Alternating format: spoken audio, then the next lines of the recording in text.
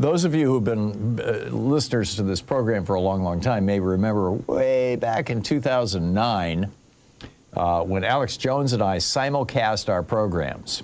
We were, literally both our programs were on all of our stations at the same time. And he showed up naked. And Sean is still trying to get the picture out of her head. And the reason why was because it was April 15th, it was tax day, and he wanted to say, well, the IRS took the shirt off my back, which was cute. It was actually this was back when, it was a long time ago, and we had reasonable conversations, and I used to have conservatives on the program all the time. They won't come on anymore, but whatever. But when he staged a phony ISIS beheading, he was claiming that there was an ISIS training camp down on the southern border, just over the border on the Mexico side, and that the Mexicans were harboring ISIS terrorists, and therefore, Joe Biden or Barack Obama, whenever this happened, I think it happened during the Obama administration, was letting ISIS terrorists into the United States and all this kind of stuff. And they went down there looking for it. They couldn't find any ISIS training camps. And so he had one of his reporters dress up like an ISIS guy and take one of these prop heads, a severed head from a movie set, and pretend to chop a guy's head off and walk around with a bloody head. It got millions of views. People thought it was real. I mean, Jones was asserting that it was real. And just really fed the whole, this was 2009, this was just a couple of years after 9/11, fed the whole anti-Islam, hate on Muslims thing that the right wing, that the Republican Party was so invested in at that time. And the real crisis that this kind of media produces, media, in other words, that tells lies, the real crisis is a crisis of democracy, because democracy doesn't function if we don't have a shared reality, if we don't agree on what's real, if we don't agree on the facts. And, the fact is there was no ISIS training camp on the southern border. If there was, then probably there should have been, some reaction by the federal government, but there wasn't. And therefore it just became one more subtraction from our national consensus, as it were. Which brings up an interesting question. And in fact, I plugged this into an AI program yesterday, and I said, I can give you a list of lies that Republicans routinely tell, and I'm going to go through that list in just a moment. And I said, here's the list. And then I said, can you find any comparable lies that Democrats routinely tell? And this AI program responded saying, no, I can't. The one lie that it said that Democrats often tell is that open borders are good for America. So I pushed back on the program and I said, please identify one elected Democrat who has ever said that. And the program comes back and says, oh, my bad. I guess I was repeating another Republican lie, that Democrats are saying that, which is just kind of blew my mind.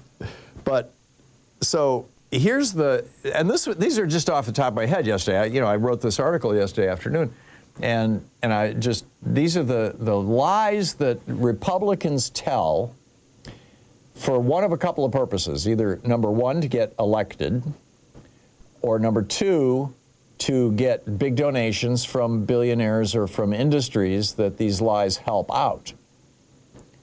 And basically, all of these lies fall into those two categories. Maybe there's a third category, but I think it would be a nuance or a shading of one of those two.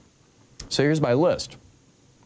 These are Republican lies that are routinely told by Republican elected officials and routinely repeated and allowed to be repeated in our media. You'll hear variations on at least some of these lies every single Sunday morning when you watch the political shows, for example.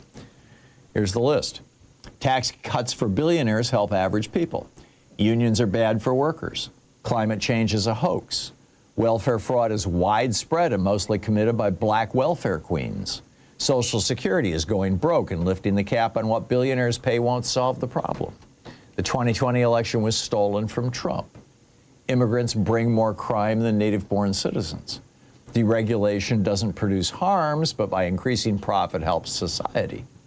National single-payer health insurance can't work in America, even though, of course, it does in pretty much every other developed country in the world.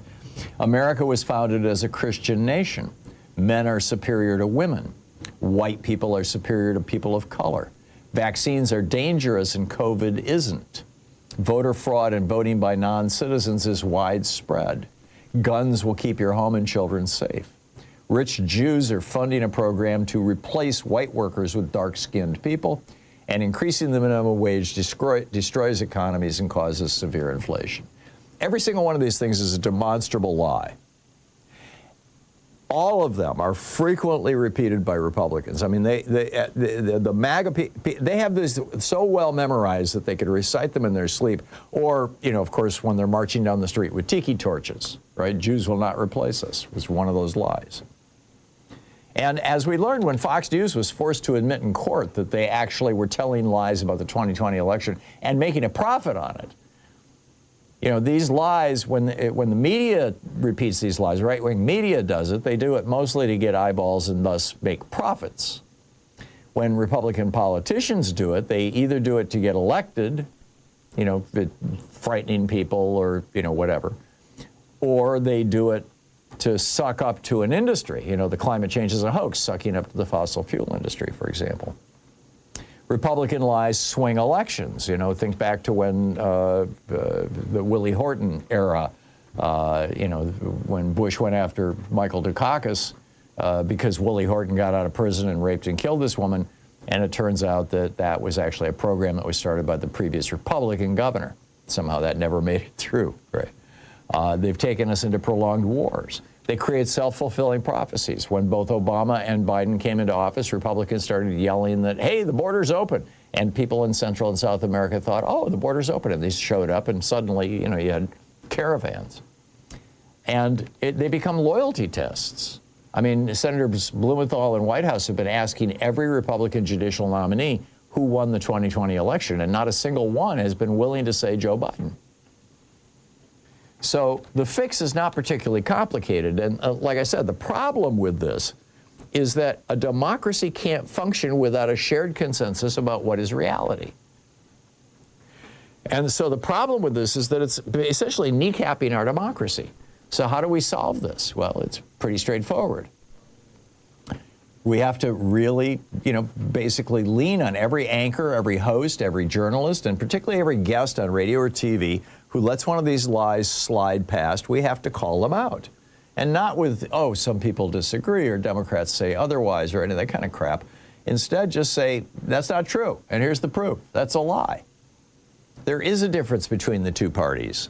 And the Republican Party literally relies on lies to win elections and make money. And the Democratic Party, by and large, doesn't. I mean, maybe you can identify a big lie that Democrats believe and promote. I can't, but, you know, I'm willing to listen. Not that that's the big challenge for the day. I think the big challenge for the day is, how do we deal with this? How do we deal with the fact that our press allows these, that our politicians allow these, that the Republican Party is committed to this, when facts are on our side by and large? So we need to correct these lies. We need to push back on these lies. And we need to wake Americans up to these lies because they're destructive. They're destructive to our democracy.